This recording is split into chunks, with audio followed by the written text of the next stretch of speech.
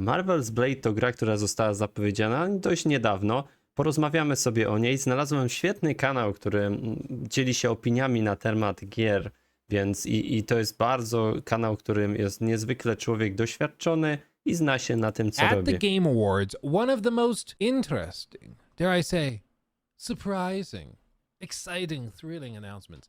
No właśnie, for some była people at zapowiedź least, was the tego announcement Blade'a. of a Blade game. Some people were saying when they watched this, they got copyright struck. So I'm not going to risk that. I'm just going to kind of jump around a little bit just to cover our bases, okay? This is, of course, a cinematic type of trailer. They're not saying that this is Czyli prawa autorskie mamy, to nie running będziemy in the game. They're not oglądać. saying that this is what it's going to look like when you actually play. Wiecie, ja jestem naprawdę do tyłu, jeżeli chodzi o całą strefę gier.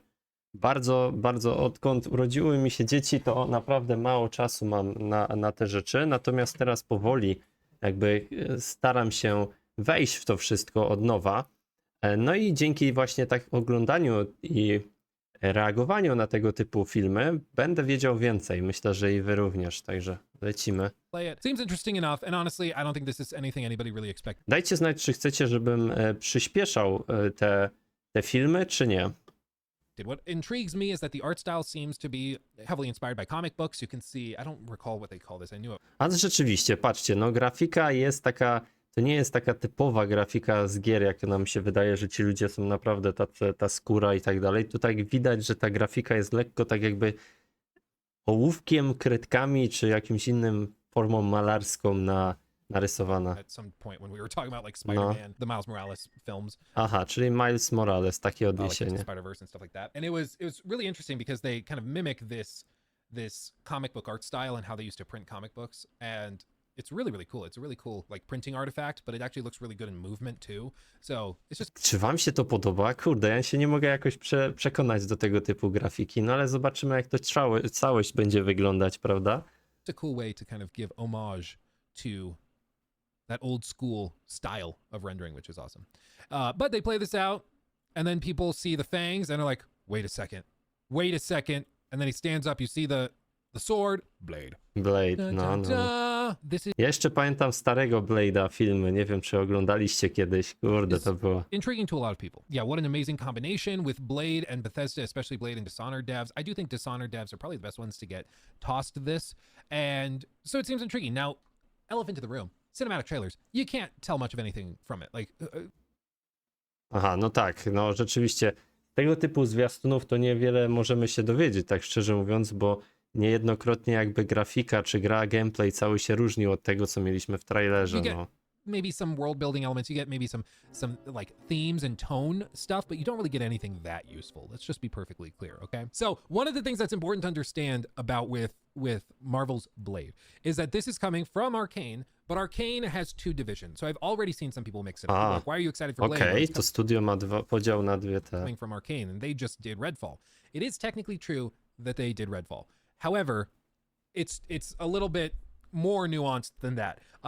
What this is that you have this group over here, and this is Leon, and then you have this group over here, and this is Austin, and they are all under the Arcane. Aha, czyli to jest podział jakby na te grupy. I Arcane. Redfalla jedna zrobiła, Okay. a drugie. So they're both Arcane, Mhm. but Arcane Austin is not Arcane Leon, and vice versa. Aha, na Okay? takiej zasadzie. So for this, it's important to understand that Deathloop, for example, was developed by Arcane Leon.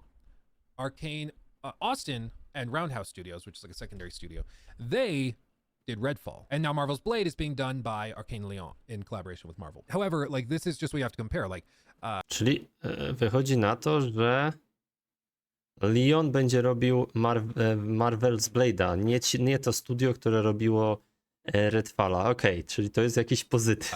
for example, Prey was Arcane Austin. Dishonored Death of the Outsider was Leon. Dishonored 2 was the first one to be like completely developed separately. And so you have to just kind of understand how this breaks down and how each of these is kind of Na broken takiej down. zasadzie. Because similarly, like you might say, oh, Starfield's coming from Bethesda, and they also made Wolfenstein. It's like, no, that's Arcane, or that's Bethesda Softworks, the publishing house. Bethesda Game Studios is a secondary, like subsidiary group. It's just No, czyli będzie trzeba, no ale to wiecie, zwykli gracze, czy tacy, którzy się aż tak tym nie interesują, no to mogą się pomylić, rzeczywiście. No ja bym na pewno nie wiedział. So just to be completely clear, the group that's making Blade is the same group that made Deathloop, and the same group frees them of concern. I do think that this is more comforting considering it's coming from Leon compared to Austin, because the other big thing is talent drain. When you have a bad game, when you have a game that's really, really rough, that is like bashed by critics, that everybody hates on, inevitably talent leaves. And that's the death knell for a lot of companies. You can have a game that doesn't sell that well and be okay with your next game. But the thing you cannot withstand is a game that doesn't sell well and that's so bad that the developers choose to like leave and go work somewhere else.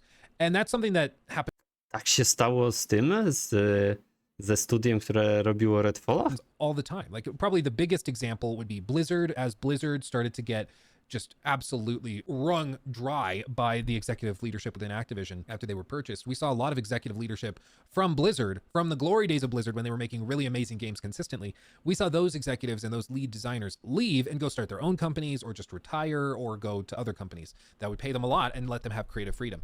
And as a result, you saw Blizzard kind of steadily drop in respect within the industry because they just, all of the amazing talent started to leave and look for jobs Aha, ciekawe, czy tak się stało w przypadku właśnie tego studia Austin?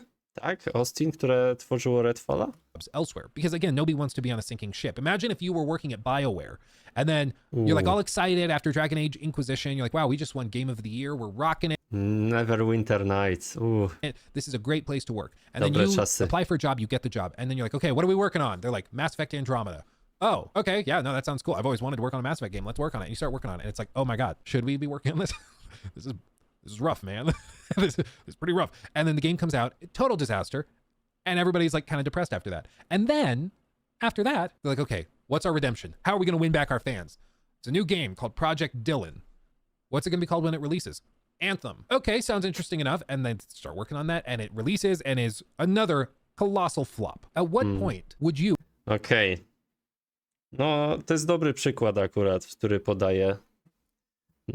as an employee go, maybe I just want to work somewhere else. Like nobody wants to work on flops. Everybody wants to... No chyba, że nikt nie chce pracować w takim studiu, gdzie wydają same słabe gry, no bo to jest wpisane w CV. No chyba, że są ludzie, co wolą mieć dobrze zapłacone, a co tam wyjdzie z tego, to nie wiadomo. Work on something successful. Everybody. Like, would you rather work at a company that's doing really well or a company that's dying? Probably one that's doing really, really well. And also in the gaming industry, a lot of it, your like future career prospects are tied up in what's on your resume and how successful those games were. Like, and this is something that happens all the time when somebody like makes a statement about something going on in the industry. The people who are like former Naughty Dog developers or worked on Red Dead Redemption 2, those developers have a lot more respect given to their opinion than somebody who's like, oh yeah, I worked on Candy Crush for like 5 years. Nobody has that much respect for that.